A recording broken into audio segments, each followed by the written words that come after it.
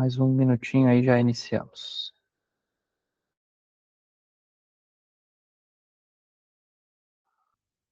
Pessoal, vamos lá então, 10h05 aí, conforme o nosso planejamento, né? Então, eu queria agradecer todo mundo aí por ter entrado, por participar com a gente hoje, né? Então, falando um pouquinho sobre dinâmica, como é que a gente vai fazer, né, a nossa dinâmica de hoje. Então, nós temos 1h30 reservada aí para a webinar, né, até as 11h30. Vamos iniciar aí com uma breve apresentação, né? Então, estou aqui hoje com dois convidados, eu estou com a Daiane e com o Rômulo da Credilar, né, a Daiane, que faz parte aí do time da Tarraf. Eles vão se apresentar para vocês aí também, né?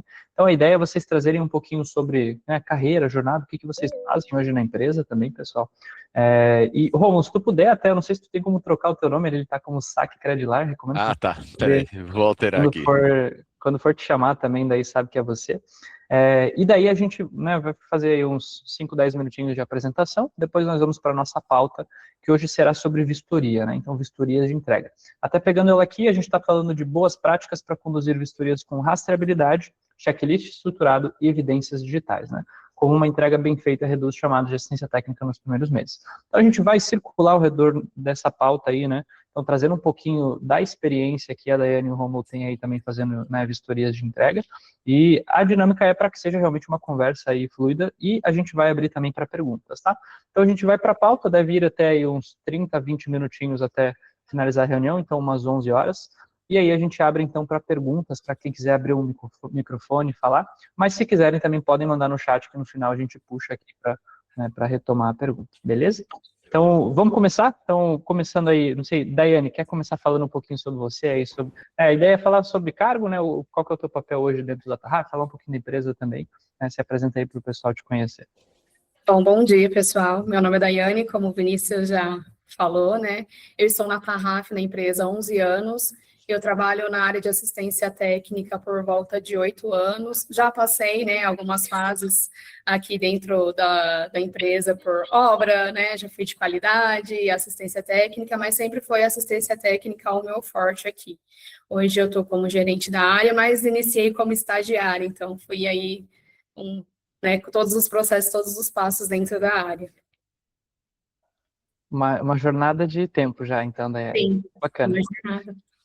Rômulo, quer trazer um pouco para nós de você também? Conta Claro, aí. vamos lá. Meu nome é Rômulo Oliveira, sou supervisor de assistência técnica aqui na Credilar Construtora. Estou no ramo aí desde 2013, né, são 16 anos aí nessa luta. Já passei por vários cargos também, já fiz tanta coisa nessa empresa, já participei também do comitê de qualidade, né, até então aí são 20 anos na construtora de Credilar. Temos mais aí de 2.000 unidades entregues. Só esse mês agora vamos iniciar aí mais 400 apartamentos, processo de vistoria, tá? Ano passado a gente utilizou aí com a Fastbit para entregar 4 empreendimentos, então foram 800 unidades vistoriadas aí, graças ao suporte da Fastbit, que foi um sucesso, facilitou muito o processo. E vamos lá, estou aberto aí a discutir, a expor o nosso método. Quem tiver qualquer dúvida, estou à disposição. Legal, perfeito. Muito obrigado aí, pessoal, por se apresentarem. Então, que nem eu comentei, a ideia é a gente hoje fazer uma conversa leve, né, e trazer essa pauta aí de vistoria com algumas perguntas e também abrir para o pessoal trazer o que tem de questionamento aí, né? E até fortalecendo um pouco os números de vocês, né, então de Tarraf, de Credilar, vocês já trabalham com a gente há algum tempo e com certeza vocês já faziam vistorias antes também, né? Só para vocês terem um macro aqui, né? Ambos vocês já fizeram aí mais de 1.000 vistorias com a gente, tá? Então, assim, é um número bem expressivo, então, né, independente de como foi feito, mas você já tem essa experiência também com vistorias, né? E aí, aproveitando aqui, então, eu acabei não me apresentando, né, mas eu sou o Vinícius, eu cuido da parte de relacionamento hoje aqui na Fastbit Soluções, sou engenheiro civil de formação, né, e tenho uma bagagem aí também de construção civil aí, né, já faz, né, 8 anos que atuo na área, então, também aí acho que vai ser uma troca legal. Então, partindo para a nossa pauta aqui, né? Então, falando de vistoria e entrega de boas práticas, né? Como conduzir com rastreabilidade, né? Ter um checklist que seja estruturado, confiável, né? A nossa primeira pauta aqui é como é que era o processo de vistoria antes de vocês digitalizarem, né? E qual que era o principal atrito com o cliente? E o que mudou depois também, né? Então, eu gostaria de ouvir de vocês, né? Como é que funcionava esse processo? E podem entrar no detalhe, né? Eu sei que o pessoal aqui gosta de ouvir exemplo prático, né? Então, cara, a gente pegava o cliente, agendava com ele, como é que era o formato de agendamento. Então, expliquem para nós aí um pouquinho, né, como é que funcionava. Perfeito, Daiane, quer começar? Eu posso começar?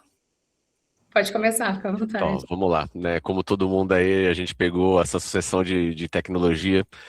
Nosso processo de vistoria era arcaico, né? Papel, folha, o agendamento era através de ligação telefônica. Então, todos os conflitos imagináveis aí que a falta de um sistema para poder coordenar, a gente passou. Então, duplicidade de agendamento, chegava no dia, tinha 2 clientes para um inspetor, só um avaliador acompanhar a vistoria, né? O cliente, por exemplo, desmarcava, não conseguia remarcar em tempo hábil. A gente perdia muita informação aí na questão da gestão das não conformidades, não era efetivo, o termo de vistoria às vezes acabava extraviando, porque quando tinha alguma necessidade de vistoria devolutiva, o termo ficava na obra, ele não retornava para o escritório. E aí, de repente, dependendo do tipo da patologia para correção, se passava aí uns 15 dias, o cliente voltava para dar continuidade no processo de vistoria para finalizar, e o termo tinha sido extraviado, né? A informação ali não era precisa, por exemplo, você tinha que como que você relacionava a foto que você tirou ao item do apontamento e depois fazia esse repasse para o time de produção fazer a correção. Então era bem complicado todo esse processo, desde a parte do agendamento, do controle de vistorias e do produto final, né? O cliente ele também queria saber, eu quero uma cópia desse termo de vistoria, e ali na hora você não tinha como escanear ou passar para ele de imediato. Já conversei também com algumas empresas, Romulo, que quando o cliente pediu uma cópia, tinha que levar para o escritório, botar na escaneadora, ali, escanear o documento, mandar para ele. Exatamente, exatamente. Agora, com tanta facilidade aí, até IA ajuda a gente, né? Então não tem por que não utilizar os métodos que a gente tem disponível.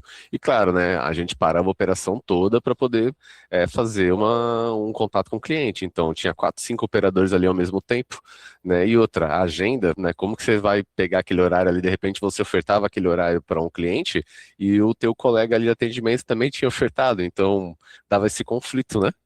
Agora não, o sistema já controla tudo e o cliente também, ele mudou de um tempo para cá, né? Ele não quer mais o contato telefônico, né? Ele quer resolver tudo sozinho.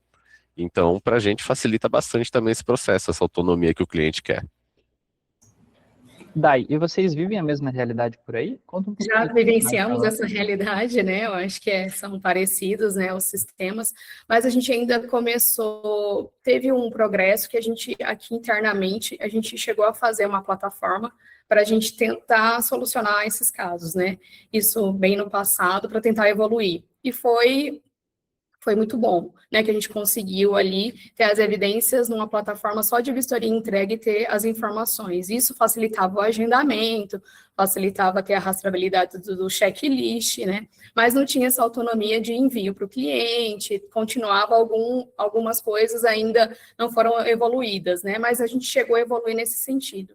Aí depois a gente foi para outra plataforma, e agora a gente está com a FastBuilt, enfim, isso nos ajuda bastante no dia a dia, porque hoje o cliente tem autonomia de agendamento aqui na empresa sozinho, né? Então, ou seja, a nossa integração, a partir do momento que a unidade foi liberada para a vistoria, o cliente por si só, né, recebe o link e ele faz o agendamento. Então, vai ter as agendas lá, não tem mais esse conflito de agendas, né, como ele já comentou aqui, né? Então, isso facilita muito, a gente consegue ter essa rastreabilidade, fecha os horários, né, que estão ali disponíveis para poder acontecer.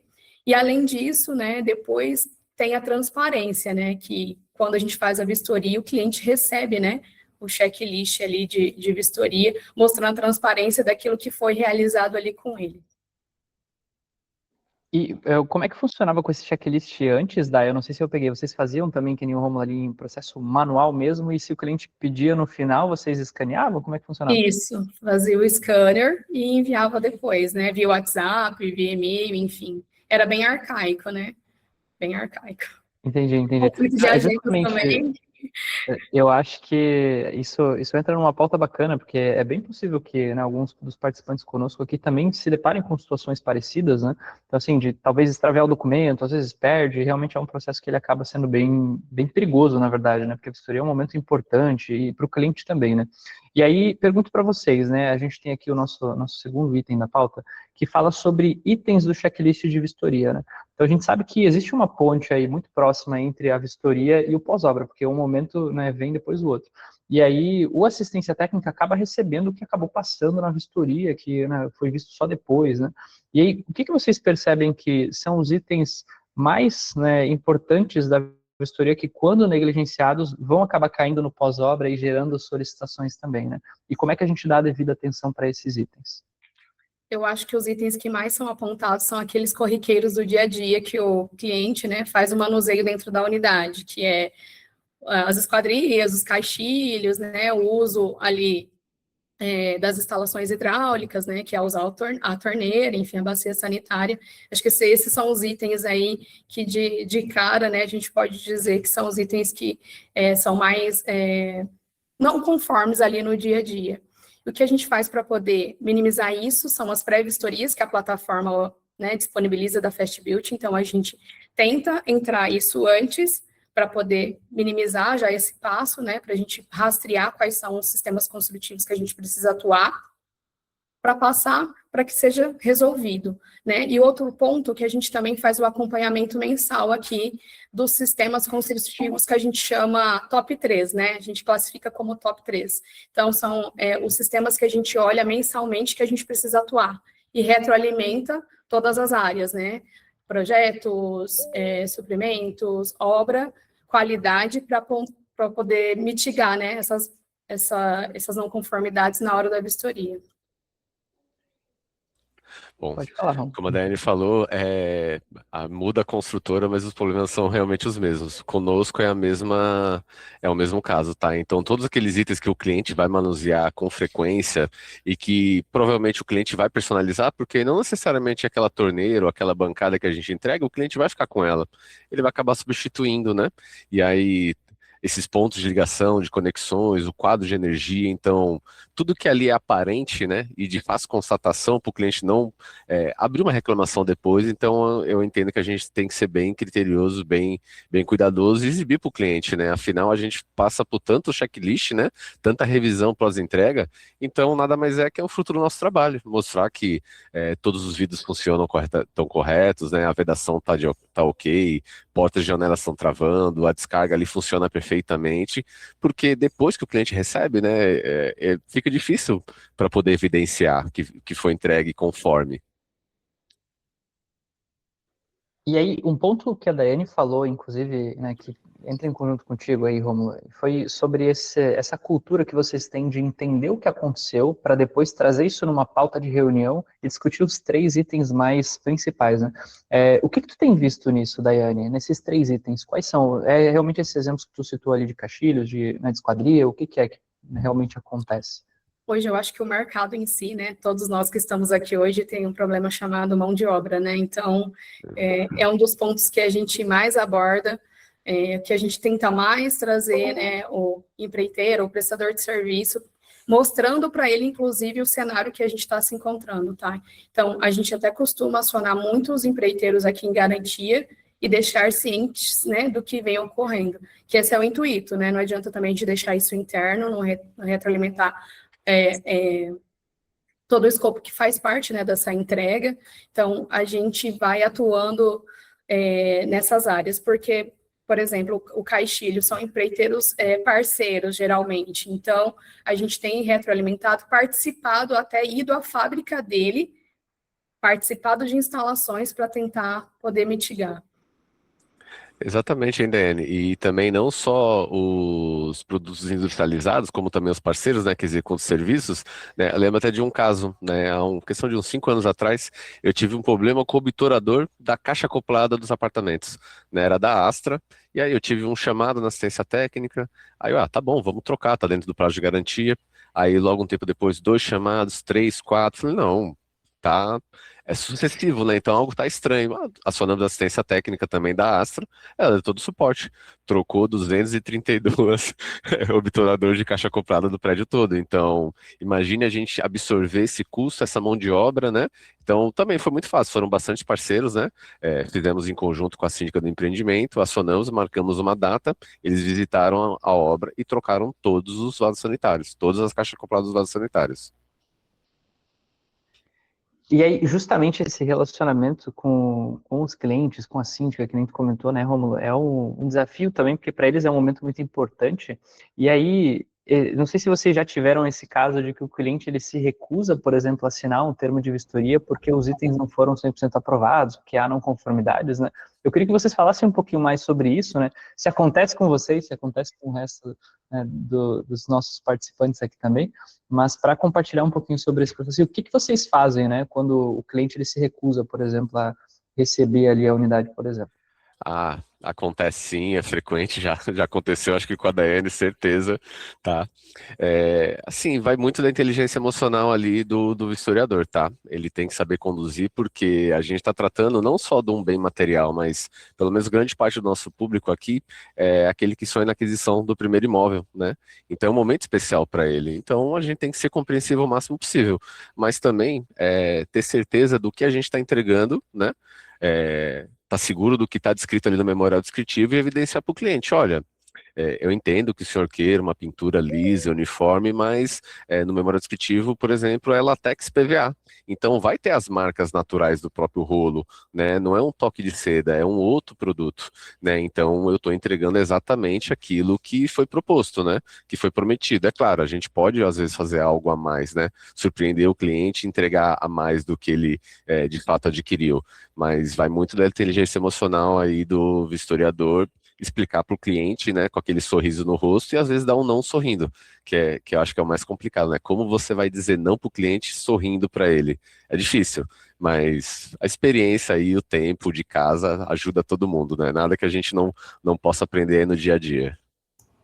É isso, é isso. Acho que complementando só o Rômulo, que também acontece alguns casos, né? São raros, mas acontece, mas a gente tenta entender qual é o cenário. Quando a gente vê que fica inviável ali a conversa com o cliente, né? Que já não está mais sustentando ali uma relação bacana, a gente deixa o cliente ir embora, aciona, né, o departamento que a gente chama aqui de experiência do cliente, eles fazem esse contato, entende o cenário com uma pessoa que está ali, né, que não está ali na hora do momento do checklist, enfim, uma pessoa à parte, entende o cenário, e aí a gente vai levar para entender se é casos realmente que a gente pode atuar, se não é, se a gente vai levar para um jurídico para futuramente uma notificação caso haja uma resistência, e aí bimestralmente a gente vai trazer todas as informações, porque a gente tem uma reunião que envolve todas as diretorias aqui, chamada Comitê dos Clientes. Aí a gente traz todos esses pontos para entender o que a gente pode mudar no próximo cenário, na próxima entrega, enfim, que pode ser algum ajuste ali que a gente pode estar melhorando, ou não, né? Como o Rômulo disse, o cliente às vezes ali não está num momento bacana, né? E não quer receber, enfim, é resistente com algumas coisas, tem de tudo. São vários casos, né? E às vezes tem também aquele cliente que, de pirraça, às vezes reprova alguma coisa porque ele está com alguma pendência financeira, ele pensa, se eu não me recusar a receber, ele não pode querer me cobrar condomínio, IPTU, enfim. Aí tem que saber, falar, e ser também, às vezes, ser assertivo, né? Olha, de fato, o que o senhor está reclamando não é procedente, faz parte do sistema consultivo, não é um defeito, mas é uma característica do produto e não vai ter devolutiva. Fica a critério do senhor receber ou não o apartamento. A gente faz o seu melhor, a gente conhece o nosso produto, né? Então, é saber de fato que a gente está entregando, que a gente prometeu para o cliente. Não pode fugir disso. E fora isso, né, Rômulo, a gente também tem os nossos parceiros de trabalho, né, que são os engenheiros que são contratados para poder realizar a vistoria. Então, assim, muitas vezes eles são contratados para realizar a vistoria e meramente querem apontar alguma coisa só para dizer assim, fui contratado para fazer algum apontamento, né? Tem isso também. Tem que valer o ticket, né? Afinal, ele tem que entregar um trabalho, né? Ele tem que justificar os honorários. Vocês estão falando do engenheiro que acompanha o cliente, no caso? Exatamente. E até aproveitando um gancho, desculpa, Vitor, aproveitando um gancho, Daiane, como é que vocês lidam aí com os engenheiros que acompanham os clientes durante a vistoria? Bom, aqui a gente tem alguns cenários que o pessoal, a gente faz um treinamento, né? Hoje a gente está pegando pessoas terceirizadas para poder fazer a vistoria. Então, a gente contrata peritos. Justamente para não ter essa relação, para falar que a gente, às vezes, está defendendo o produto que está sendo entregue pela obra. É uma pessoa imparcial. Isso ajuda, né? Porque aí, na hora do questionamento do engenheiro com o engenheiro, são pessoas imparciais. Então, isso tem nos ajudado com as devolutivas. É uma estratégia que a gente teve aí para poder minimizar, sabe, um pouco isso. Não, funciona bastante, funciona bastante. Vou contar um caso interessante, né? O empreendimento que a gente entregou ano passado, né? A gente notou que tinha uma pessoa acompanhando, né? Vários moradores, assim, até então, a gente, é um convidado, né? A gente sempre permite que o morador leve 1 ou 2 convidados ali para poder participar da vistoria. A gente geralmente é um familiar, um prestador de serviço que está fazendo a medida de imóveis planejados, enfim. E aí a gente notou que, pô, a terceira vez que essa moça vem aqui, acompanha aí com cabo de vassoura, bolinha de gude, batendo em tudo.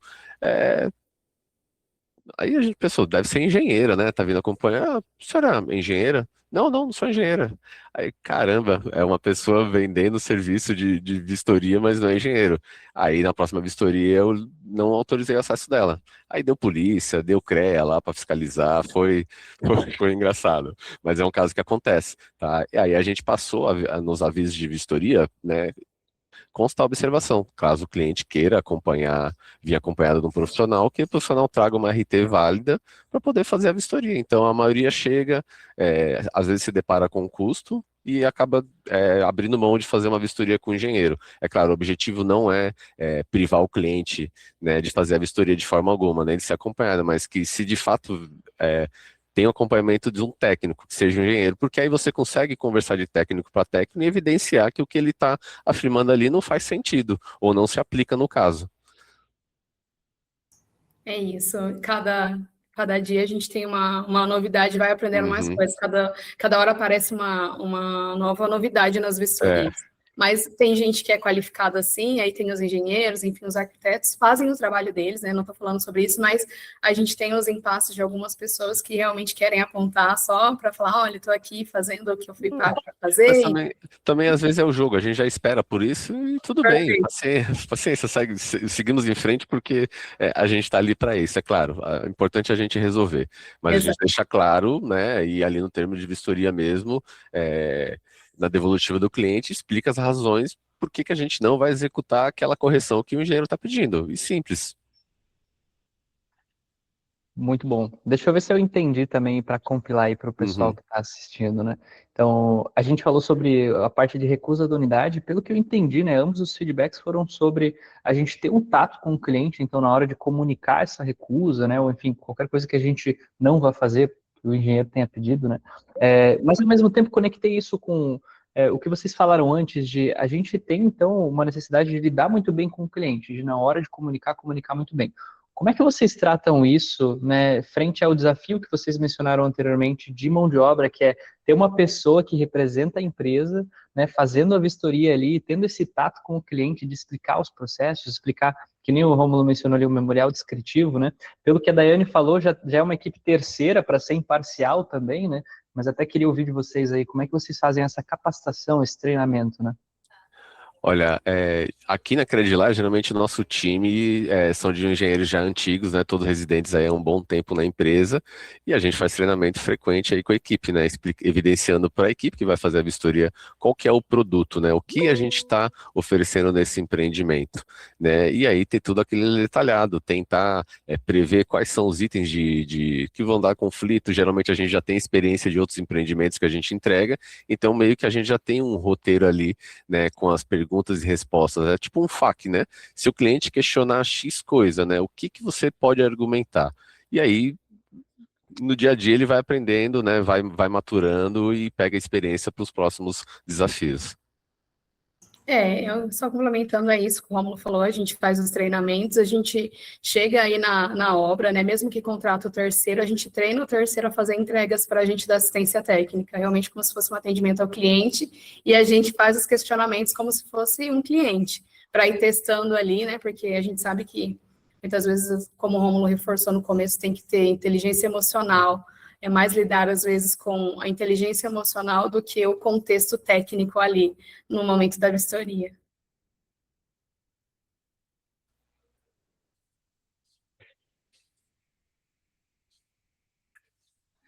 Perdão, pessoal, eu tinha perdido o mouse aqui. Mas vamos lá. A gente falou então sobre recusa, falamos também sobre procedimentos que é importante não negligenciar no processo de vistoria, né? Porque o resultado de uma assistência técnica vai ser, né, expressivo também. O que vocês percebem, né, da parte de vistoria que, se bem organizado, reduz, né, a quantidade de chamados depois, né? E quanto que reduz? Vocês têm um número para compartilhar com a gente? Isso é possível mensurar? Como é que a gente faz o processo de vistoria ele ser, né, um processo que ele reduz realmente o volume de chamados depois?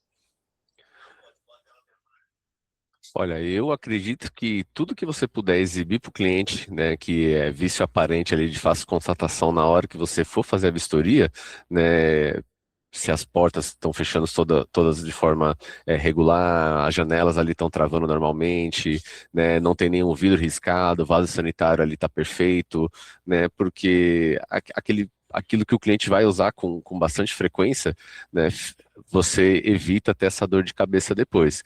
Eu não disponho de números aí para poder compartilhar, mas geralmente quando a gente muda essas abordagens, tenta ser mais detalhista ali nos vícios aparentes, evidenciar para o cliente, né, ter um checklist ali bem elaborado, com todos bem completo, eu acho que ajuda bastante.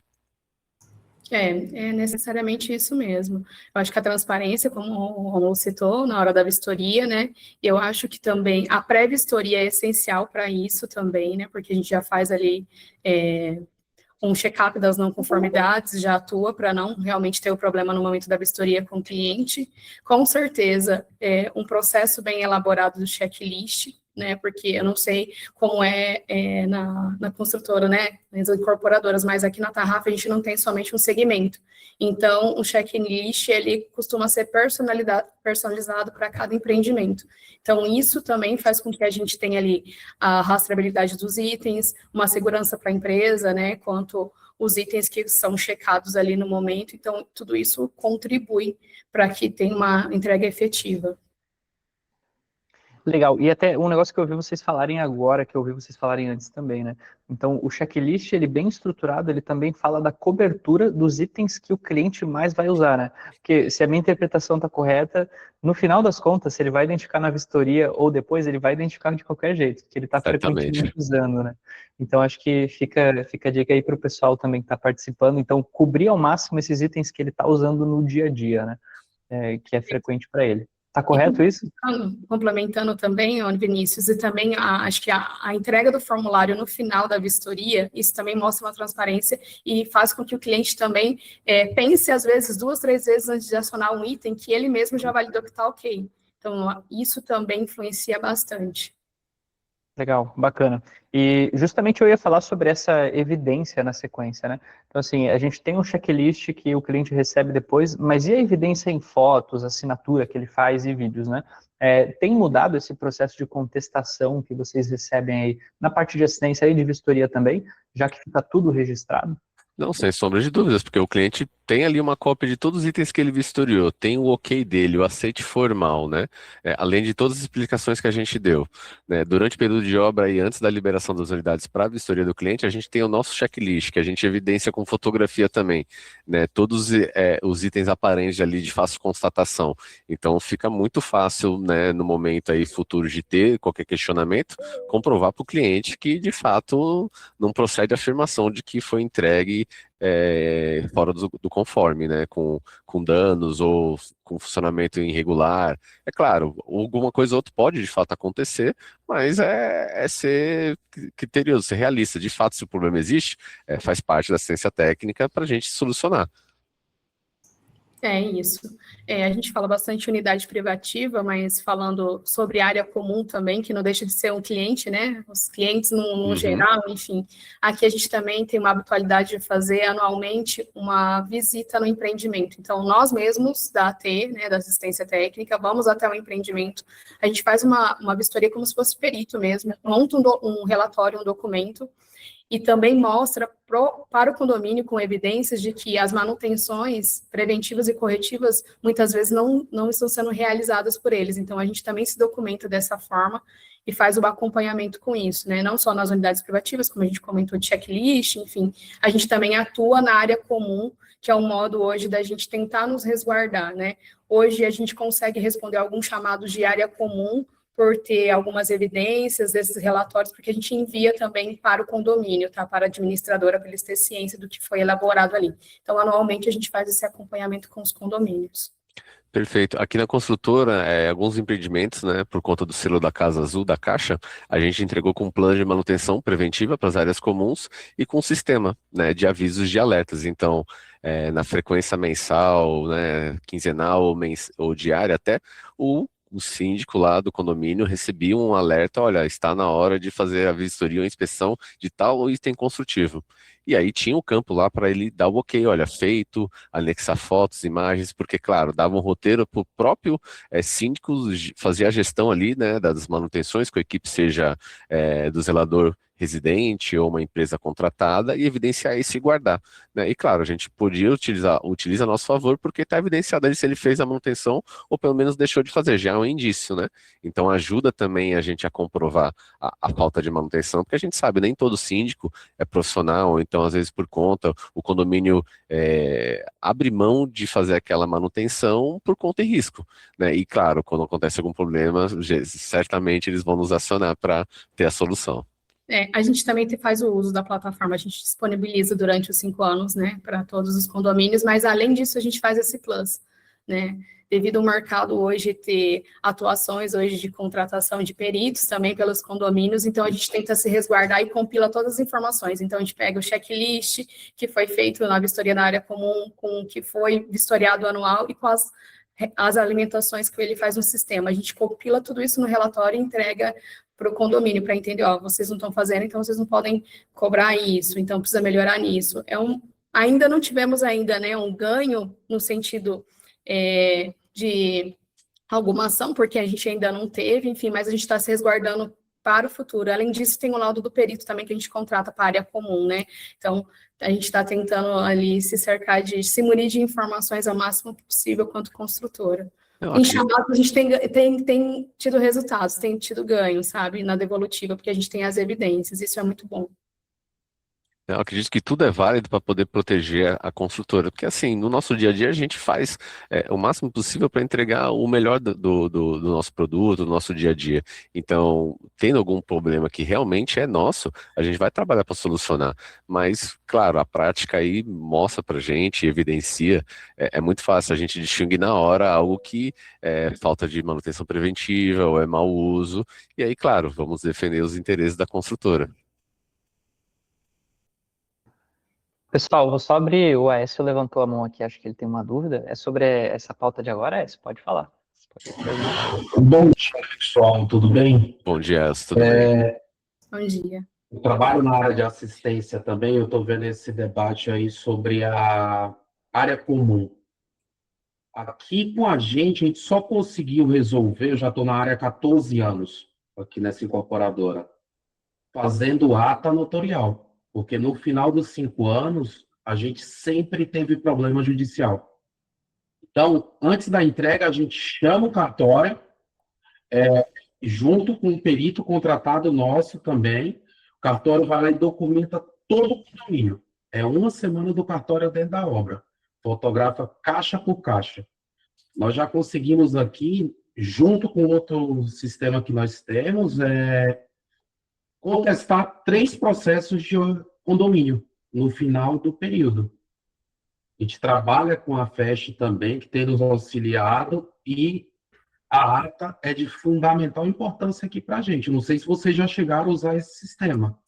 Não. A gente já cogitou uma vez contratar um perito para ele fazer o relatório fotográfico, entregar esse relatório fotográfico, né, para a gestão, para a administradora ali do condomínio. Claro, evidencia ali também as não conformidades nossas, mas é uma segurança que a gente tem também. Só que o perito em si não tem fé pública. Quando você contrata o pessoal do cartório para ele fotografar e documentar tudo, a palavra dele tem fé pública. Então, com isso, a gente consegue debater em qualquer tribunal. Isso tem... É uma ótima. Obrigado aí, Raso, por ter trazido esse case aí pra gente. Legal. Fica uma dica para todo Fica mundo uma aí, dica para inclusive, todos né? aqui incorporar isso aí na Aproveitar aí. nossa rotina. É isso. A gente não faz a contratação do perito em todos da área comum, mas a gente não chega a fazer essa ata, né? Ata, né? Uhum. E assim, fora, por exemplo, uma semana aqui de perito aqui na Grande São Paulo, a gente paga em torno de R$ 2.500 os 5 dias trabalhados. É irrisório para Nossa, é irrisório o um custo. ganho de processo. Com certeza. Muito bom. Obrigada, viu, Legal. por compartilhar. Nada.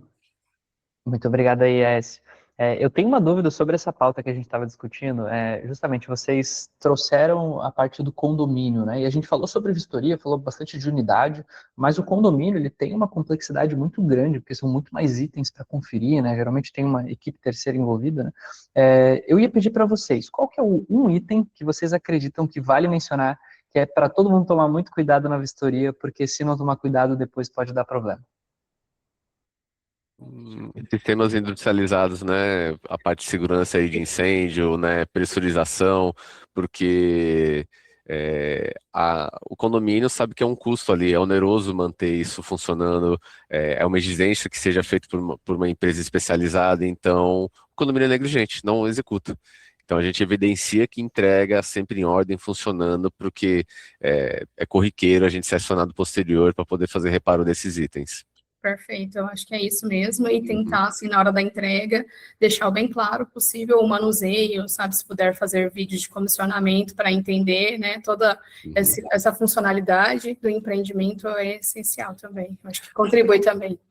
Exatamente, e até na entrega do empreendimento, na entrega técnica durante a vistoria, a gente chama todos os parceiros. Então, as empresas que instalam esses sistemas industrializados, elas acompanham, fazem um treinamento aí do síndico, né, e do corpo diretivo que assume a gestão do empreendimento, para que a gente tenha também uma segurança que eles tiveram contato ali com o produto, sabem manusear, porque no caso de emergência, né, aconteceu alguma coisa, né, a gente sabe que tem algum tipo de vazamento no barrilete e vão te ligar sábado para poder ir lá resolver. Então a gente tem que explicar que é o mínimo como eles fazem a operação ali dos sistemas industrializados do condomínio. Legal. E isso é um registro apenas, Rômulo? Digo, vocês ensinam eles e deixam uma nota que vocês ensinaram ou existe algum material que eles podem Não, consultar? registramos também, entregamos todos os manuais ali de uso e de operação dos equipamentos, registramos numa ata, né, num recibo próprio, que eles foram treinados e receberam orientação para utilizar aqueles equipamentos. Aqui a gente age da mesma forma Legal. também, deixa registrado, coloca, a gente reforça, coloca até no checklist também. Uhum. Legal. E aí, voltando então à pauta de vistorias, né? Então, a gente falou aí, então fica a dica para o pessoal, né? Equipamentos industrializados é um cuidado, né, que precisa ter. Mas falando do processo de vistoria, desde que a gente pega, né, pré-vistoria, agendamento, realiza a vistoria com o cliente, não conformidades, correção, eu queria entender, eu queria extrair daqui 3 aprendizados, né? Para a gente discutir em conjunto sobre esse processo todo que vocês recomendariam para quem está assistindo aqui. Eu acho que um deles seria a comunicação, né, entre tanto a obra quanto a assistência técnica ali que vai fazer, né, essa passagem de bastão, acho que é essencial ter isso, né. Eu acho que a gente falou muito também, né, Rômulo, sobre ter as informações compiladas, registradas, é fundamental a gente entender ali o cenário do empreendimento, então eu acho que a assistência entra antes, fazer uma vistoria, que a gente costuma fazer uma vistoria antes da área comum, para entender todo o funcionamento ali do empreendimento em si, para a gente estar apto para poder receber e depois sair com o cliente os 5 anos, né? Eu acho que também entender a responsabilidade de cada um. Então, até aqui é a responsabilidade que, né, o departamento de obra precisa concluir, né, para que depois na passagem de bastão da assistência, próximo passo ali, a gente esteja ali com tudo rodando, né, tudo certinho. Acho que é uma das...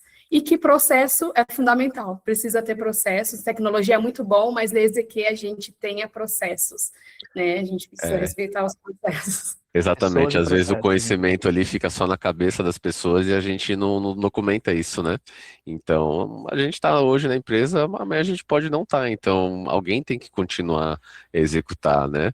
E essa integração, né, que a Daiane comentou, tanto sobre a equipe de obra quanto pós-venda, é essencial, né? Aqui na Credilar, a equipe de pós-venda e da assistência técnica faz visita nas obras, a gente também faz, pelo menos por amostragem de alguns apartamentos, a gente entra antes da vistoria do cliente e faz os apontamentos que são necessários, porque a gente vive o dia a dia disso. A gente sabe que todo empreendimento, logo quando a gente entrega, tem uma demanda alta ali de chamados, que são coisas que a gente poderia ter corrigido lá na fase de obra. Então a gente passa essa experiência para o time e vai sempre aperfeiçoando, né, para evitar que isso daí seja um novo número no próximo empreendimento.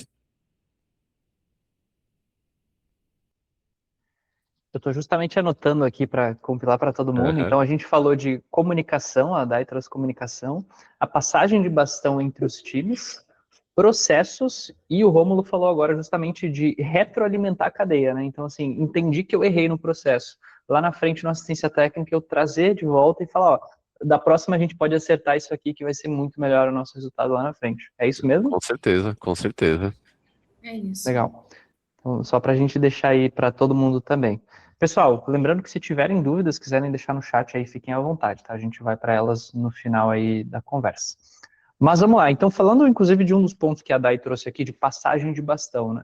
Como é que hoje é feito, né, dentro da Tarraf, dentro da Credilar, essa passagem de bastão entre o time, né, de obras e o time de pós-obra nas pendências levantadas aí na vistoria, né? Esse handoff, né, essa passagem é um ponto crítico? Como é que funciona? Bom, aqui na Tarraf é um ponto, não deixa de ser um ponto crítico, né? Porque, querendo ou não, a gente entende o cenário pensando como empresa. Precisa, tem prazo, tem custo, enfim, né? A gente precisa cobrar a qualidade da entrega, então a gente precisa envolver todos os processos nisso. Mas, assim, a gente tem uma abertura muito grande com isso é bem desenhado dentro da empresa, né? Como eu disse, processo é fundamental, porque é justamente isso, esse é o processo. Então, a gente começa a entrar também na obra antecipadamente, a gente começa a entrar em contato com a obra 6 meses antes do término, né? Por quê? Porque a gente também é responsável pela elaboração do manual do proprietário e da área comum. Então, todas as informações a gente já vem acompanhando durante, né, o processo de finalização da obra, entendendo todo o cenário, entendendo toda a funcionalidade ali dela, para poder, na hora de chegar, fazer a vistoria, montar o checklist, porque o checklist também é elaborado pela assistência técnica, a gente que monta todo esse escopo e vai até a obra, entende se isso atende ou não, para depois, na hora que a gente chega para treinar a obra, né, ou o terceiro para poder fazer a vistoria ou a pré-vistoria, ele já está ciente como faz ali, se está ok ou não, para atender o checklist, né. E aí a gente faz essa parte de entender com os prestadores de serviço, funcionamento, a gente solicita os vídeos também de funcionamento, como o Romulo falou, a gente faz essa ligação para entender com os prestadores, como que é o cenário de funcionamento de cada área. E aí o cliente, a partir do momento que o cliente recebeu as chaves da unidade, essa unidade começa a ser da assistência técnica. Então, assim, a passagem de bastão. O cliente, eu falo, a obra apertou a mão do cliente, ele recebeu as chaves, já está É com da assistência assistência. técnica. Assim, o síndico também, isso funciona também para a área comum. Fez a entrega de total da área comum, apertou a mão do síndico, começa a atuar a assistência técnica. Complementando aí tudo que a Daiane falou, acho que o importante também é a extração dos indicadores, né? A gente tem a estatística aí dos chamados, a gente recebe aqui, faz a compilação e leva para a obra. Olha, a gente teve um estouro muito grande aí de chamados, por exemplo, por conta da qualidade da torneira que foi empregada na obra, né?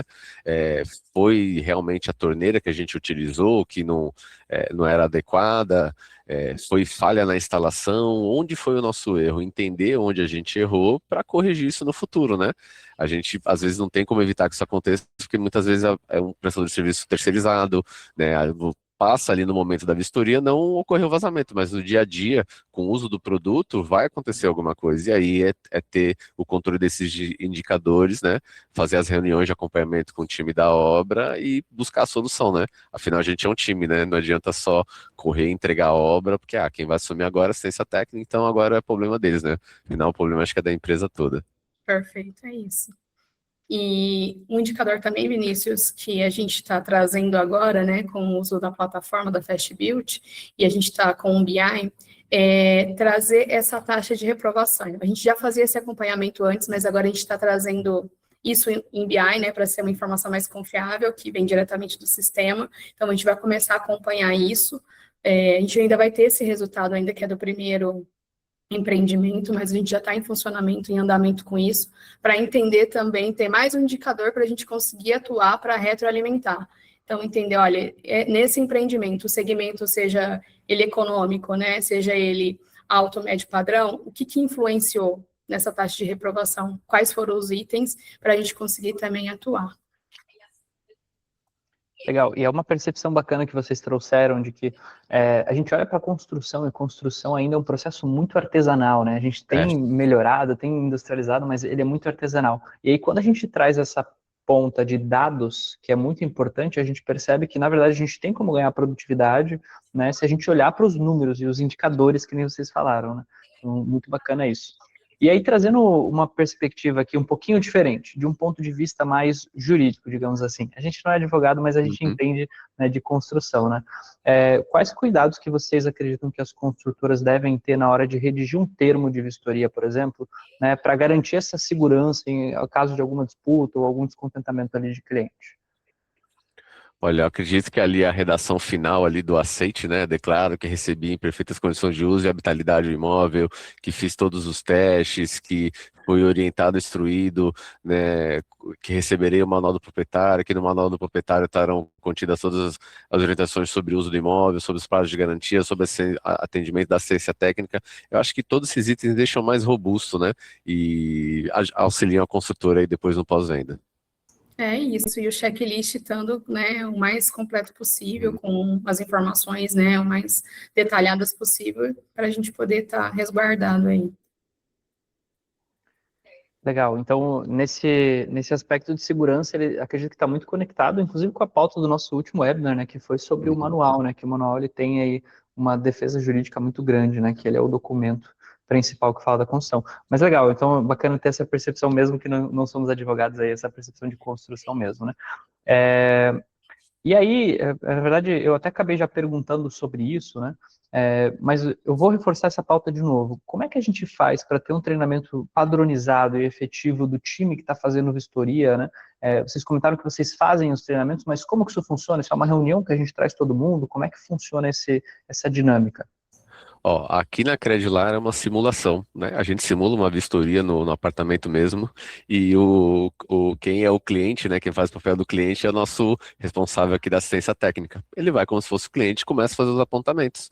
E aí, né, justamente aqueles apontamentos para gerar constrangimento, também entender como que o engenheiro vai responder, vai se portar diante daquela situação e, claro, anotando tudo depois, olha, você deveria ter respondido dessa forma, nosso sistema construtivo é esse, então tem aqui, é o treinamento, é a vivência, a gente tenta simular isso no dia a dia ali, de como vai ser as vistorias, para pelo menos ter uma base, claro, depois a gente vai pegando ali, vai conhecendo a obra mais, entende o produto, né, entender a fundo o produto que você está disponibilizando para o cliente, para você saber os pontos fortes, os pontos fracos e defender. Aqui é da mesma forma, a gente também faz uma vistoria em loco, enfim, faz os questionamentos, a gente orienta sempre a fazer um script, né, ali, se tiver alguma dúvida, perguntas frequentes, que é potência do ar, quantos ar vai poder instalar na unidade, enfim. Onde está localizado os shafts, os registros, né, ponto de gás, fala sobre a ventilação permanente que não pode obstruir, sobre envidraçamento de sacada, se pode, não pode, por que a gente entrega naquelas condições, também orienta a buscar um responsável técnico para poder tratar aí sobre modificações no apartamento, porque de fato a gente não pode prestar também uma consulta ali, né, mas a gente pode dar um caminho norte para o cliente buscar maiores informações. E antes da entrega, a gente também tem alguns envios, né, por WhatsApp para o cliente, pela experiência do cliente, né, informando algumas coisas.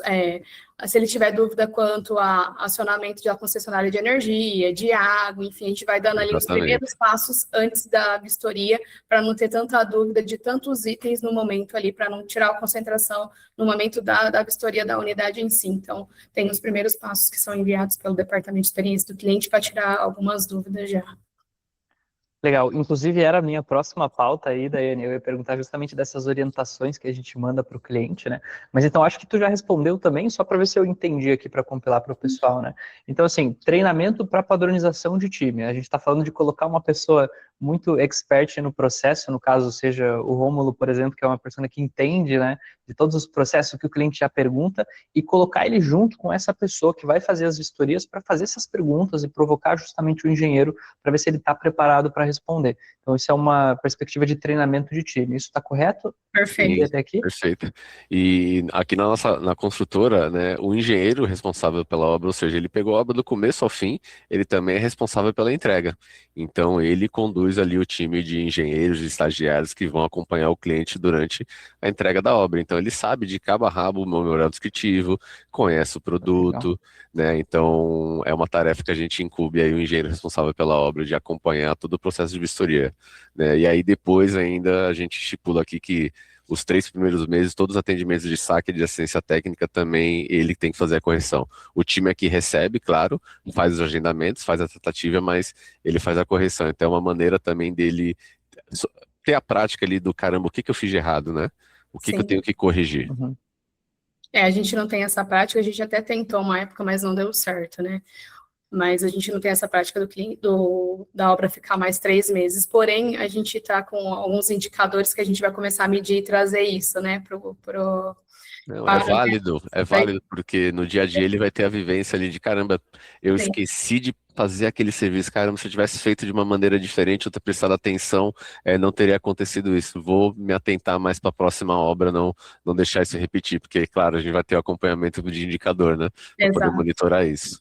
A gente está com um indicador aqui que a gente está nomeando de saúde do empreendimento, então a gente vai medir isso semestralmente e trazer ali, né, o que foi de chamado, o que foi de patologia, né, o que já foi utilizado do orçamento, entender como está o cenário de pesquisa de satisfação com o cliente, né, então aí a gente vai usar uma métrica ali no final e entender e classificar se esse empreendimento nos 6 meses está crítico, saudável, ou ele está ali, né, morno ali a situação com o cliente. Então, a gente já começou já com o empreendimento agora, que a gente entregou há 6 meses atrás, e já fez uma reunião, já fez um bate-papo com as pessoas responsáveis ali da obra, para tentar também trazer ali, né, que nem você falou, a vivência do que a realidade que está acontecendo.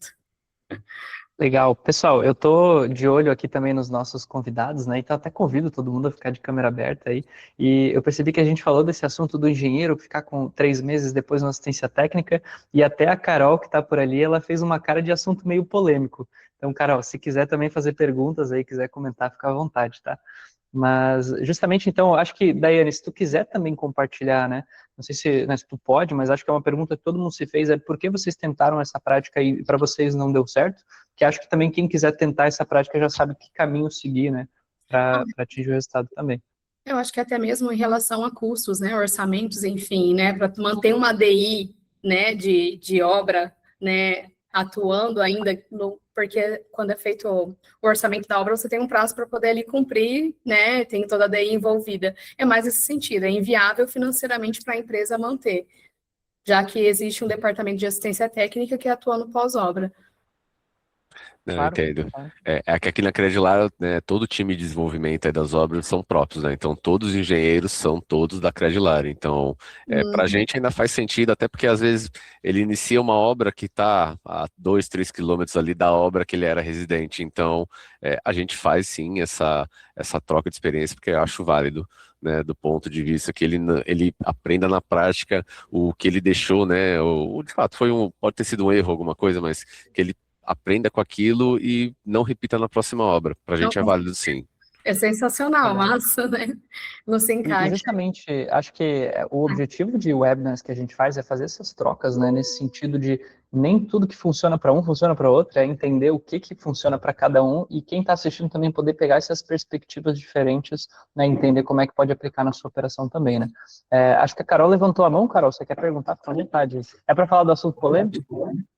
Na verdade, assim, bom dia, pessoal, tudo bem? Bom dia. Eu dei risada porque eu acho que pela minha câmera dá para ver um capacete branco aqui. Sim, sim. Eu sou gerente de assistência técnica e sou responsável, gerente também de uma obra. Então, a gente dá risada, porque tudo que eu vivencio na assistência técnica, eu tento trazer para a equipe aqui em loco na obra. Até a gente tem uma fama, assim, de ser um pouquinho chata, um pouquinho crica, rigorosa, mas é justamente com esse intuito, da gente tentar mitigar e diminuir todos os problemas que a gente tem no pós-obra, né?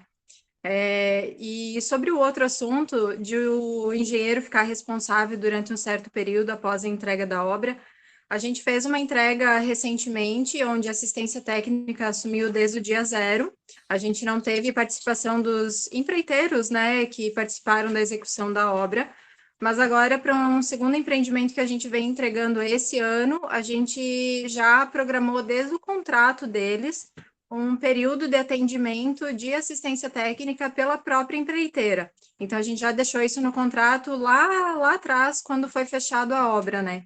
Então, a gente vai fazer esse primeiro teste com a mão de obra da empreiteira antes de repassar para assistência técnica. Então, eu também estou na expectativa para saber como é que vai ser essa questão, né? Só queria compartilhar isso com todo mundo. Não, perfeito. E até Obrigado. contando um case nosso aqui, a gente faz retenção no contrato dos prestadores de serviço, tá? Então a gente deixa aí 5%, né, retido aí durante os 6 meses após a entrega das chaves. Por quê? Se tiver qualquer tipo de problema, a gente vai acionar ele sim para poder resolver, tá? Então, quando a gente terceiriza algum serviço, né, geralmente a parte ali de automação, né, gás, por exemplo, a gente terceiriza, então a gente retém um percentual aí da medição do empreiteiro para que qualquer problema posterior à obra, né, claro, desde que devidamente comprovado, ele vai acompanhar a vistoria e ele tem que resolver, porque senão a gente absorve esse custo, né? É isso, a gente também faz da mesma forma aqui, inclusive para a liberação de calção, passa para a alçada da assistência técnica para aprovação para poder liberar. Muito legal mesmo. Obrigado, Carol, por compartilhar aí também. Né? Acho que é uma dinâmica interessante até para a gente, né, para quem ouviu o Rômulo falar aí, então, esse processo de retenção, né? E aí te pergunto, Rômulo, como é que é a aderência dos fornecedores com isso? Eles sentem alguma restrição assim, de contrato? Não quero por causa disso? Olha, a gente joga limpo desde o começo, né? Então, muitos fornecedores a gente são recorrentes, né? A gente, claro, faz outros orçamentos aí antes de contratar uma empresa para fechar a execução de uma obra, mas geralmente são os parceiros nossos que já conhecem como a gente trabalha e eles aceitam, porque é uma troca, né? Então, me ajuda que eu te ajudo. Funciona assim aqui. É uma prática, né, de mercado já isso, eu acho que já está bem inserido na maioria dos fornecedores, empreiteiros, enfim. Legal, legal. Mas é bacana compartilhar, pessoal, porque a gente tem, né, a gente tem construtoras aqui participando de todas as regiões do Brasil, né? Então, às vezes Sim. uma política é diferente dependendo de onde você está, né? Mas legal. E aí, volta então na última pauta que a gente tinha falado, até a Daiane comentou um pouquinho sobre isso, né? Sobre orientações para o cliente, né, antes dele fazer a vistoria. Então, Dai, como é que vocês realmente fazem isso? É um comunicado via e-mail? É WhatsApp? Como é que ele recebe? É um documento? Como é que funciona essas orientações e o que é importante estar ali? E convido o Romulo também a complementar. Tá. Bom, a gente chama como se fosse uma carta de orientação ao cliente. Então, quem fica, né, incumbido de enviar é sempre a experiência do cliente. Então, ele vai enviar ali os primeiros passos, que é que em breve a gente vai entrar em contato para agendamento da sua unidade, que o ABITS, né, foi emitido, né, então, para ele fique de olho, né, que em breve você vai receber uma mensagem, um e-mail para o agendamento, aí falando sobre como vai funcionar essa vistoria, quanto tempo é de vistoria, quantas pessoas a gente costuma orientar o cliente, nem sempre é respeitado, mas a gente orienta que vá 2 pessoas, né, que é no máximo 1 hora ali de vistoria, sobre as concessionárias de água, né, gás, e energia, como que funciona ali o primeiro contato, que ele precisa entrar depois da aprovação em contato com o síndico, com o condomínio, então vai enviando passo a passo ali o que ele deve fazer antes de fazer a vistoria, né, e após essa vistoria. Não, exatamente, aqui a gente trabalha da mesma forma, tá? Então, antes de iniciar o processo de vistorias, né, até porque são empreendimentos grandes, e a gente sabe que os moradores, antes mesmo da primeira Assembleia de Chaves, eles conseguem um tipo de comunidade, seja no Instagram, seja no WhatsApp, eles têm grupo, né? Então, hoje, por exemplo, a gente está iniciando a vistoria de entrega de um empreendimento nosso aqui em São Vicente, litoral de São Paulo, são 320 apartamentos. Hoje eu liberei um lote de 29 unidades, né? Então, na semana passada, a gente enviou um comunicado para os clientes avisando que ia ter início o processo de vistoria. Por quê? Os 29 primeiro que receberam divulgaram no grupo, né? E aí o restante dos moradores, cadê o meu link? Por que eu não recebi? Então, a gente tenta fazer isso para mitigar a quantidade aqui de chamadas aqui no time de pós-venda, tá? Então, eu acho que é válido a gente fazer sempre essas comunicações, né, avisando o cliente de tudo que vai acontecer, em que passo que tá, e ter também ali o script, né? Afinal, eu sei que o cliente vai me perguntar isso, então já tem que estar com a resposta na ponta da língua, e claro, não só para o time de atendimento, mas às vezes o cliente acaba conversando com o corretor, com uma outra área, então é importante essa outra área que às vezes não tem contato com o cliente, saber da resposta, né? Acho que ajuda aí e mostra a unidade da empresa como um todo. Legal. E aí, voltando aqui ao que a gente aprendeu antes, né? Perguntei para vocês os aprendizados que a gente tem no processo de vistoria como um todo, né? Então a gente falou aqui de comunicação, que foi exatamente o que tu falou agora, né? Então comunicar as partes envolvidas, todos os clientes, tomar um cuidado com isso, a passagem de bastão entre os times, os processos estruturados para isso, e o quarto ali, né, de sobremesa, o retroalimentar a cadeia, no caso, né? Então a gente, né, também ensinar o que vem antes. Aline, pode ficar à vontade aí, quiser perguntar. Eu sei que tem mais uma pessoa que levantou a mão, vou puxar na sequência, acho que foi a Vera, tá? Vera, Bom dia. Bom dia, Lili. Eu também sou responsável pela assistência técnica aqui de uma consultora no Espírito Santo, e eu queria perguntar sobre, nesse período de comunicação, antes da vistoria ou na própria vistoria, vocês deixam claro quais são aqueles itens que tem na NBR de entrega que expiram a garantia no momento da vistoria? Isso vai por escrito em algum lugar, ou isso é falado no momento da vistoria? Ó, no nosso termo, eu explico o que é vício aparente e vício oculto, né? Então, deixo bem claro. E eu cito um exemplo, por exemplo, ó, o vidro aqui da janela, né? Hipoteticamente, se tiver quebrado, a gente já tem que vistoriar agora. Então, verifica para mim todos os itens aparentes de fácil constatação, né? Porque são aqueles que vencem logo no ato. Então, questão de vidros, né? Por exemplo, até o vaso sanitário. Como que você vai provar que você entregou o vaso sanitário íntegro, né? Que a gente sabe que vai ter um uso ali, né? Então, explico bem o que é vício aparente para o cliente prestar de fato atenção. E falo dou um exemplo de vício oculto, porque aí eu tranquilizo ele, né? Afinal, naquele momento ali, dependendo, ele não vai ter como testar se o chuveiro abre ou não, porque não tem o chuveiro, mas eu explico, olha, de repente o senhor vem aqui, né, liga o chuveiro para fazer uso normal e não sai água, pode chamar a construtora, faz parte do vício oculto que você não tem como saber, né? Só no momento do uso. Então, acho que é tentar expor ao máximo aí para o cliente, né, conforme a característica de cada empreendimento, o que se enquadra ali como vício aparente de fácil constatação. Tá bom. É isso, e também a gente deixa também um vídeo, né? A gente sempre costuma fazer um vídeo para a AGI. E aí a gente explica algumas coisas, né? Como vício, enfim, deixa também claro para o cliente quanto à abertura de chamado, mesmo que ele tenha dúvidas, mas já vai explicando sobre esses primeiros passos de vício oculto, sobre que o Rômulo comentou aí. Tá bom, tá bom. Tá bem. Muito obrigada, era isso. Show de bola. E eu acredito que a Vera também levantou a mão anteriormente. Vera, você tá por aí? Vera Lúcia. Bom, acho que não, deve ter dado uma saída. Mas, pessoal, da nossa pauta, né, que tínhamos, a gente cobriu tudo, acho que foi bastante conteúdo, né, a gente trouxe algumas dicas aqui também, mas eu queria, né, ouvir de vocês também, Dai e Romulo, se vocês têm alguma dica final aí para o pessoal, antes da gente abrir para perguntas também, né, então se alguém quiser perguntar, fique à vontade para levantar a mão aí. Dai, você começa? Não, tanto faz. Perdão, pessoal, deixa eu fazer uma pausa aqui. Eu acabei vendo aqui, a Gilvânia tinha perguntado, passou despercebido no chat aqui, como são feitas essas pesquisas de satisfação que a Dai falou? Bom, hoje a gente usa uma plataforma que chama Inovio. Então, no momento que encerra o chamado, ela tem uma interface com a FastBuilt, ela automaticamente recebe por e-mail essa pesquisa. Então, aí a gente faz o acompanhamento por ali. Não sei se eu respondi se é isso ou se... Eu acho que seria isso. Aqui no nosso SGQ, né, a gente tem uma pesquisa prévia, então 6 meses aí após a assinatura do contrato de financiamento, para a gente saber como é que foi ali o atendimento, né, da parte do time comercial e também do pós-entrega. Tá? Então, 6 meses depois de entrega da obra, a gente envia uma pesquisa, uma NPS aí por e-mail para o cliente dar um retorno. E, claro, após a abertura de cada chamada aqui na parte da assistência técnica, ele também tem ali uma NPS para ele responder. Acho que são as opiniões, os pontos de contato que a gente tem com o cliente aí durante o processo de aquisição do imóvel, de pós-entrega, que a gente pode aproveitar para medir a satisfação dele. Acho que a Giovânia vai querer perguntar falando mesmo, fica à vontade, Giovânia. Não, a pergunta era essa mesmo. A minha dúvida era se fazia ao final de cada chamado, Isso. ou se uma vez só após um período, igual o da Credilar falou, esqueci o nome dele. Rômulo. Rômulo, isso.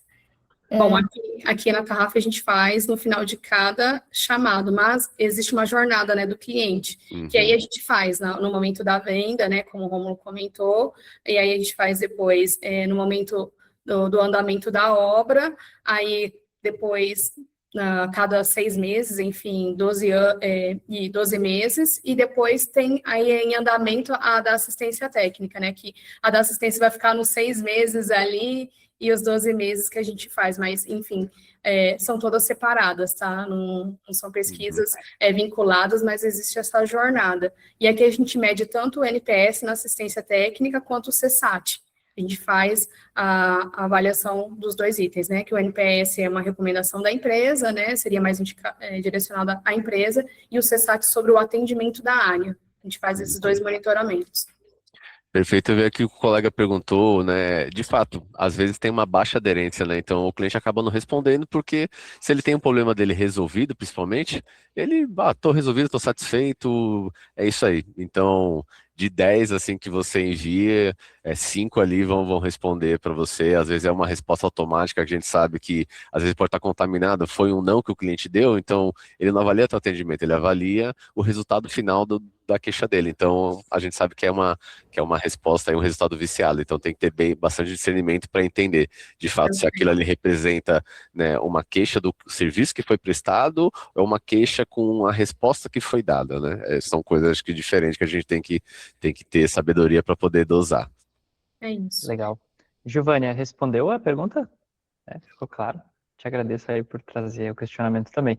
A gente tem mais perguntas aqui, mas vou aproveitar para compartilhar, tá? Então, eu acompanho diversos clientes que nós temos aí também, consultoras, inclusive, né, consultoras de grande porte, que têm esses desafios também de taxa de resposta, né? E aí, um ponto interessante aqui, né? O cliente, ele, né, depois que a gente resolve o problema dele, ele tá quente e ele começa a esfriar. Então, isso é uma percepção que eu tive, né? A gente pegou uma empresa aqui, uma construtora, que demorava aí aproximadamente 7 dias desde que o chamado foi finalizado até enviar a pesquisa de satisfação. Então, esse é um exemplo prático de 7 dias depois, o cara nem lembra mais que tinha um problema.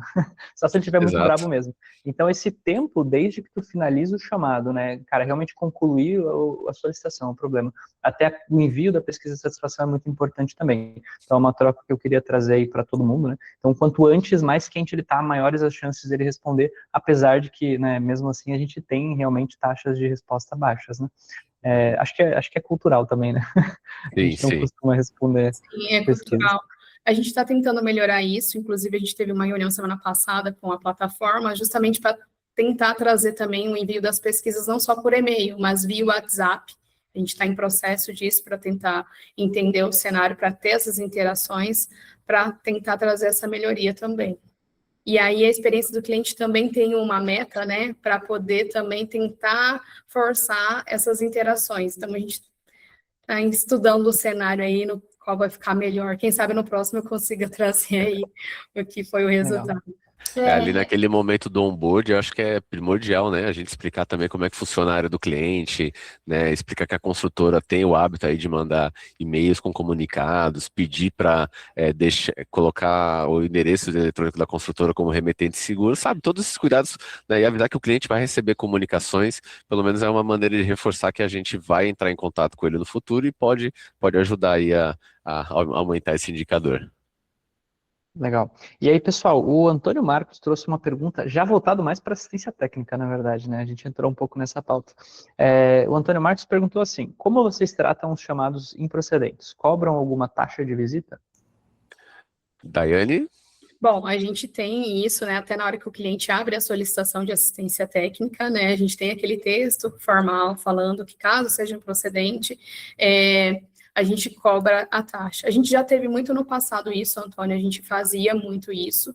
Hoje, devido ao cenário do mercado, a gente tentar também acolher o cliente, enfim, tentar trazer esses números, né, como falou, que a gente já não tem tanta aderência, o cliente já está inflamado ali, a gente não atua tanto, mas a gente já no passado a gente já atuou bastante com isso. Hoje ainda esse assunto está um pouco morno, né? A gente não tem cobrado tantas as taxas. Eu não sei como está aí com o Romo, mas acredito que o mercado hoje está. Não, o mercado no geral, e acredito que é um cuidado de todos nós, né? Deixar evidenciar para o cliente no momento da abertura do chamado, no manual, em todas as oportunidades, que sim, claro, a vistoria de assistência técnica é um direito do cliente, né? A gente faz isso, porém, caso improcedente, será cobrada uma taxa de visita. E claro, usado o bom senso, né? A gente tenta conciliar o máximo de vistorias no empreendimento no mesmo dia. Por quê? Evitar justamente ter isso. Então, uma acaba compensando a outra, né? Já que o meu engenheiro teve que ali fazer uma vistoria, mas uma foi improcedente, então não faz sentido eu cobrar ele. E claro, a gente usa aqui do bom senso. Eu vou cobrar ele de fato quando eu tive um prejuízo, né? Um caso aqui para vocês, né? Teve uma cliente que reclamou que o vaso sanitário dela estava entupido, né? E aí, pô, caramba, como que eu vou provar para ela que não tá? Eu tive que soltar o vaso sanitário. Então, nessa aí você perde um anel de vedação, às vezes o engate flexível não fica legal depois, a gente não entende que não é seguro usar o mesmo, né? Então a gente troca. E nesse caso a cliente tinha jogado um pote de danoninho, né? Colou bem ali na saída e obstruiu totalmente. Então, né, a gente evidenciou para a cliente que era improcedente, mas falou assim, olha, não vou cobrar o valor cheio da taxa de visita, né, que ela sabe, mas eu vou cobrar aqui o custo dos materiais que eu tive para fazer essa substituição, porque já que eu botei a mão, tirei e coloquei de novo, né, inevitavelmente eu acabo dando uma garantia daquele serviço, né, então eu só repassei para elas o custo dos materiais que a gente utilizou. Então é questão de bom senso, avaliar a situação ali, entender se é o momento de cobrar uma taxa, porque, né, sei lá, de repente acaba não compensando o treinador de cabeça ou o reflexo vai gerar posterior. Vale mais a pena fazer ali manter a imagem da construtora, ganhar um amigo, né, para falar bem de você, ou então até pedir, ó, faz um elogio lá da construtora no Reclame Aqui, sobre o atendimento que você teve, acho que é mais lucrativo. Exato. Perfeito, pessoal. Então, a gente tem 15 minutinhos ainda. Obrigado pelas respostas aí. E tem mais uma pergunta aqui da Lenisa Alves. No caso da contratação de um engenheiro para fazer a vistoria, que a Daiane falou, pelo que entendi, o engenheiro terceirizado faz a vistoria sozinho, ou alguém da construtora acompanha. Não. Entra naquela pauta de treinamentos também, né? Isso, ele faz sozinho. Ele já está habituado ali, né? A gente já fez todo o treinamento, ele faz sozinho. A única vistoria que a gente acompanha é sempre a primeira para entender se realmente ele está ali seguro, né? Então, o primeiro dia a gente costuma ir junto para entender se ele está seguro daquilo que foi passado para ele. Mas depois ele conduz sozinho. O terceiro sozinho. Aqui na construtora, o time todo nosso é próprio, né? Então, o engenheiro já tem o responsável da assistência técnica que sempre acompanha, faz as vistorias, né? E a gente também acompanha quando a garantia é de terceiros, né? Então, quando é um fornecedor terceirizado, a gente acompanha para justamente, né? Porque nós somos a ponte de ligação com o cliente. Então, a resposta é dada pela construtora, né? O terceiro ali repassa para a gente comunica no final o cliente, tanto sendo procedente quanto improcedente. Legal. Daí eu fiquei com uma dúvida. Como é que vocês fazem para pesar na balança se faz sentido contratar o terceiro? Como é que vocês chegaram nessa conclusão, né? É precificação? Como é que funciona para vocês decidirem que vale mais a pena ter um time terceiro? É pelo fato mesmo de deixar algo mais, assim, técnico, realmente, porque hoje a maioria dos clientes, eles não vão sozinhos, eles vão com técnicos, pessoas contratadas. Então, é para deixar uma coisa mais técnica mesmo, ali, técnico com técnico, falando sobre o que está ali na unidade, enfim. E aí, deixando a obra atuando na demanda que ela precisa finalizar.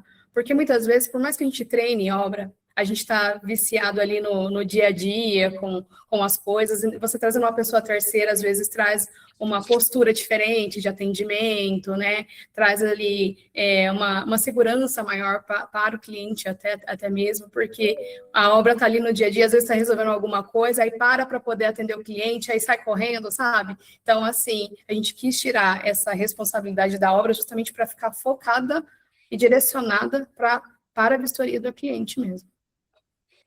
Aqui a gente entende que faz parte aí até do aprendizado do engenheiro responsável pela obra também acompanhar as vistorias. É claro, a gente tem o nosso time próprio da assistência técnica, né? A gente tem as regiões de atuação de cada time, mas a gente faz tudo a gente não terceiriza, tá? É só caso, por exemplo, eu tenho o engenheiro conhece a obra que ele executou, então se eu tenho uma dúvida ali que eu preciso dele estar presente porque é um caso complexo, ele vai e acompanha também. Mesmo ele já não estando mais naquela obra, estando distante, a gente marca uma data para ele ir acompanhar porque ele conhece ali a fundo como ele executou. Então, ajuda a gente a evitar e achar a resposta mais rápida para a solução do problema.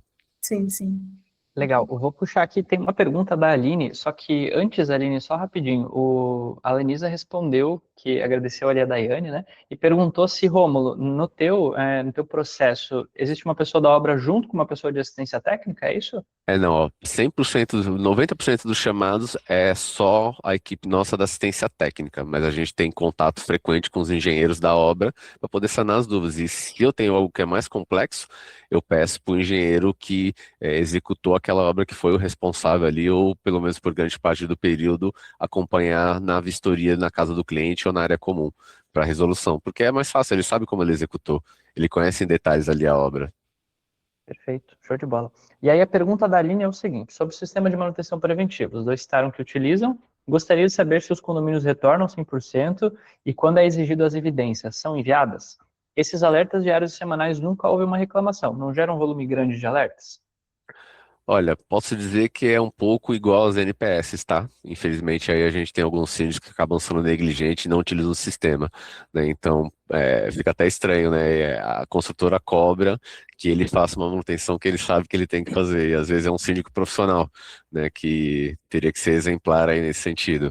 Mas, geralmente,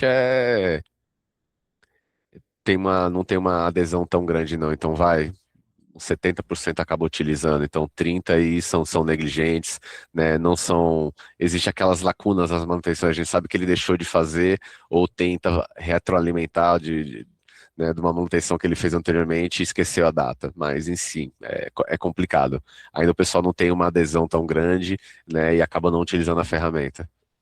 No início a gente teve bastante resistência, né? Hoje vem melhorando isso, que a gente vem sempre cobrando, mesmo que alguns condomínios em si não estavam preenchendo, hoje eles começaram novamente a quererem se mostrarem, né, ali curiosos para poder entender a ferramenta, então isso tem nos beneficiado, que a gente tem cobrado muito, porque além dos avisos, a gente também reforça mensalmente por um e-mail da assistência técnica, reforçando que ele não está usando a plataforma, então a gente tenta de todos os meios nos evidenciar e ser chatos cobrando, né? Então, assim, tem alguns empreendimentos que não estavam preenchendo a plataforma e a gente está começando a colher esse resultado de preenchimento. Existem alguns preenchimentos, claro que a gente está pedindo a manutenção do rejunte, ele tira a foto do revestimento de outra coisa, né? Da lâmpada. Enfim, aí a gente vai lá dentro do sistema e fala, olha, não está coerente esse preenchimento, enfim, tem esse cenário sim. Então, mas a gente vai fazendo monitoramento, né, como o Romulo falou, a gente vai fazendo o que pode, né, a gente tem a ferramenta, a gente vai forçando o que pode, mas tem empreendimentos que, infelizmente, não fazem aderência total. Legal. Muito obrigado aí pelas respostas. Pessoal, acabei de dar uma procurada aqui também para saber se manutenção era uma pauta de próximos webinars, mas eu vou até ver para a gente incluir também, trazer talvez uma pauta só de manutenção aí. Mas muito bacana. Pessoal, alguém tem mais alguma pergunta aqui? Senão, só vou dar uns avisos finais aí para a gente poder encerrar. Deixo aberto aqui, não? Tranquilo? Bom, acredito que é isso, então, né? Mais uma vez, agradeço imensamente aí por todos que participaram, né? Daiane, Rômulo, cara, vocês fizeram, né, uma Obrigado. conversa de alto Obrigado nível pelo convite, aqui. aliás. Então, assim, Agradeço aí acredito pela que foi oportunidade. muito Aproveitar aqui o bacana. encerramento e até perguntar para vocês se vocês utilizam algum tipo de lacre, né, nas instalações, né, colocam um QR Code aí para acesso ao manual do proprietário aí dentro do apartamento do cliente. É prática de vocês também utilizarem? Sim, a gente Então tinha pergunta. nós fazemos aqui na Tarrap, a gente faz um lacre para as instalações, para o quadro de energia, né, no momento da vistoria. No shafts, né? shafts, enfim, nos engates. A gente coloca nos ralos também para verificar, né, no momento da vistoria se tem sujeira ou não, enfim, a gente disponibiliza assim. E o adesivo, né, do QR Code do manual, que a gente costuma colar no quadro de energia também. Eu tenho até o modelo do nosso aqui, depois que a gente passou a utilizar, a gente usa aquele lacre igual de marmita, né, quando a gente pede comida aí pelo iFood, então qualquer tipo de violação fica evidente, e assim, olha, para assistência técnica, depois, cara, ajuda bastante, porque fica fácil comprovar se o cliente soltou ali um sifão, abriu o quadro para fazer alguma alteração, né? Então, se vocês puderem adotar aí, fica o conselho, fica a dica. É isso aí. Legal, o pessoal nos comentários está falando que usa também, tá? Então acho que é uma política bacana aí. Legal, pessoal, então só passando para lembrar que nós teremos, né, o nosso próximo webinar será no dia 20 de agosto, então daqui a um mês aproximadamente, aí já avisando com antecedência. Nós falaremos sobre IA na construção civil, tem uma polêmica aí, né? Casos reais em 2026, a gente vai trazer, né, uma pauta bem bacana sobre governança também, segurança em tecnologia, com IA, que é uma pauta bem alta aí também, e falaremos também sobre a NIA 2.0, né, então para quem não conheceu ainda, que é justamente a inteligência artificial que a Fastbuild desenvolveu para melhorar aí parte de triagem de chamados, né, e atendimento ao cliente, né. Então falaremos sobre todo esse ecossistema de inteligência artificial, então fica o convite aí, dia 20 de agosto, e mais uma vez agradeço todo mundo aí por ter participado conosco, agradeço a quem fez perguntas também, a Aline, Carol, que estavam por aí, o pessoal que mandou perguntas no chat também, Dai e Rômulo por ter participado e trazido, que nem eu falei, essa conversa de alto nível aí, né, falando sobre vistorias, e agradeço aí e vejo vocês no próximo webinar, então. Eu que agradeço pelo convite. Até uma próxima, obrigado pelo convite aí, obrigado pela participação de todos. Valeu, obrigada. Valeu, pessoal, um abraço aí, muito obrigado.